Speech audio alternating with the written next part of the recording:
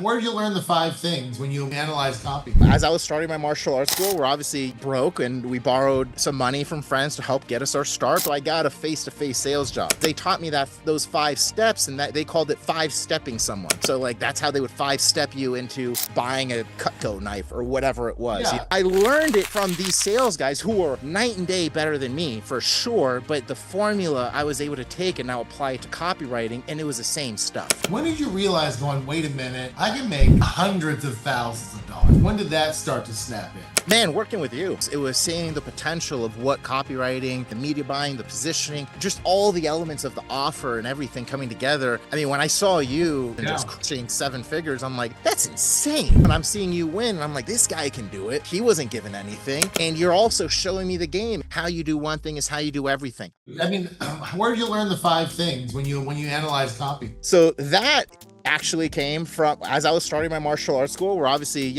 broke and we borrowed some money from friends to help get us our start, but we also need to keep it going as we grow. So I got a face-to-face sales job. Horrible. I was probably the worst sales guy on this face-to-face sales job, but the best thing that I got from it was they taught me those 5 steps, and that they called it 5-stepping someone. So like that's how they would 5-step you into buying a Cutco knife or whatever it was. Yeah. They were, hey, you ever eat steaks?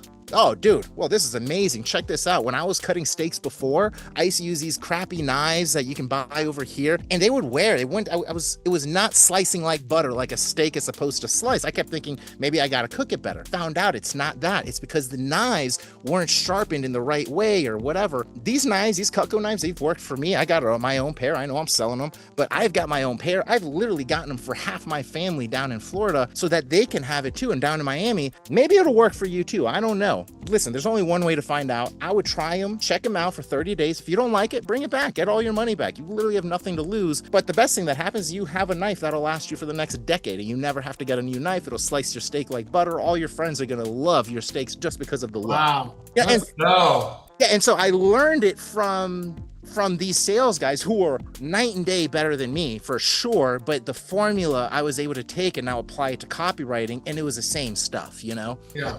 That's incredible. Yeah. And so when did you realize you're going, gosh, I have a talent at this. I really want to make, not only do I want to make a few thousand here and there, when did you realize going, wait a minute, I can make hundreds of thousands of dollars? When did that start to snap in?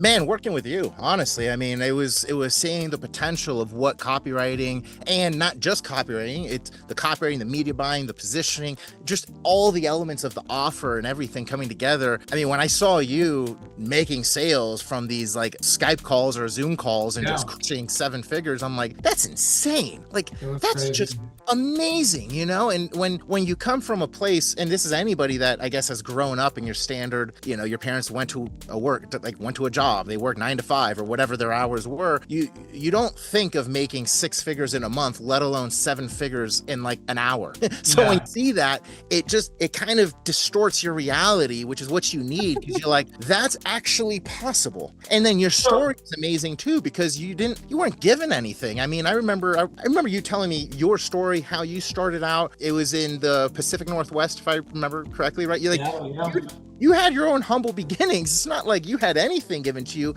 And now I'm seeing you years down the line crushing it with and I always reference the webinars because that was the first thing that just blew my mind. But with all of it, and I'm seeing you win, and I'm like, this guy can do it. He wasn't given anything. And you're also showing me the game. And when I say showing me the game, it's like the way of thinking. How you do one thing is how you do everything. I mean, even today, I'll fix my chair because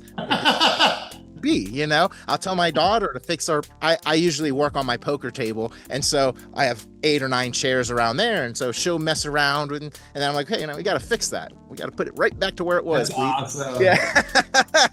So, well, I don't know if you remember this, but one time you came in my office and we were yapping about something. I had that whiteboard on the side, and I opened up my drawer and I went, oh my God, look at this, Carlos. And I had like $1 million in checks and cash. I remember this. And I haven't deposited it. I was like, look at this. Dude, I remember that. Dude. It was like 60 grand, 200,000, 300,000. You're like, didn't you have it like under a mat almost? I think. Yeah, it was like under my mat in the drawer. And you're like, yeah, I remember in your drawer. I forgot about it. I mean, those are great problems to have. You just forget about these.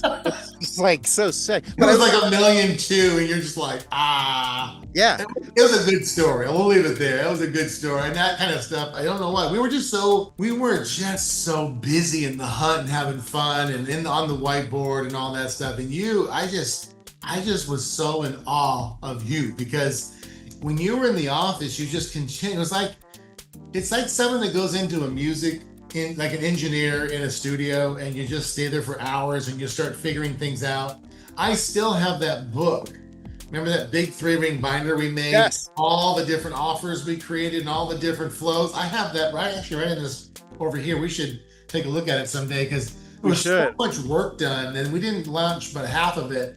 And it's still really good stuff, but all that came from you. And I just can't thank you enough for what you've been able to do. And same thing, like you say, hey, I learned a lot from you. I learned a ton from you because you got me to think, differently about how to ask questions and the pain points and all the little things in marketing that, you have to really have to, especially today, if you're doing YouTube, you got to have that type of stuff, even in so many different things. Like there's so many different scores that your YouTube description and this and that all affect scores and ranking and algorithm, this and that. And you had been doing that and speaking in those languages for 10, 15, 12 years. And so just imagine, no wonder you're successful in the endeavor you got going on now. And so, you ended up going from a really beautiful home, I believe it was in Chandler. You had the pool in the back and you had this. We did. We were on the lake. The lake, and you were like, it was like a facade. It was like, you're really in Arizona? Like, this is crazy. So guys, he went from an apartment to this beautiful, huge house that had this big pool and it had a lake behind it. And it was so beautiful. And now you're now a country guy. I know. I was gonna say, man, how it's changed because I went from that. I was in. I don't know. Do you call it a penthouse if you're on the top floor? I was on the top, the Optima. I'll call it a penthouse. It sounds nice. That was nice. I was in a nice, had that place in Scottsdale as well before we were in Chandler. But I don't know. Really nice. All the online guys were there too.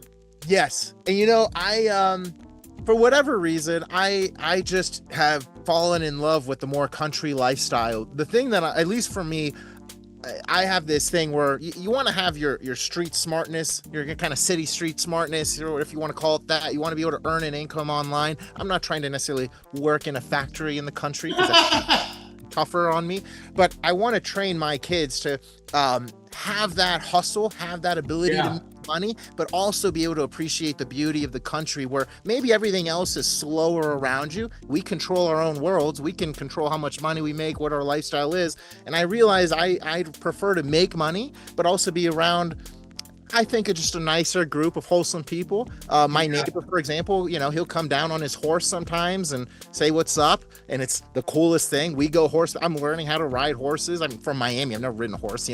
He's showing me he's got extra horse, so we go horseback riding. Every weekend or every other weekend and stuff. And I've just really fallen in love with where I'm at now in kind of the centralish part of Arizona and Prescott. It's beautiful up there. Do you feel like being in that environment has kind of got your mind to open up and maybe focus more since you're in that kind of energy and that's just, it's so calm up there. Like, do you feel like it's enhanced your thinking or just doesn't matter for you? Well, what I think it's done is it's giving me, because I still essentially work the same, right? I'm not working or whatever. Like I'm still working the same, but what I think happens is like my mind kind of resets like every day because I'm in the mountains where I am. And so I can literally just walk into the woods and there's something amazing about that really resets you. And so in Chandler, I couldn't do that. I would go walk around my block. It didn't really have the same appeal. Beautiful area, love it, but it just didn't have the same feel as walking through the woods or seeing a deer when my daughter and I are walking and hiking and stuff. Like that stuff for me recharges me and it gets me more excited about doing work.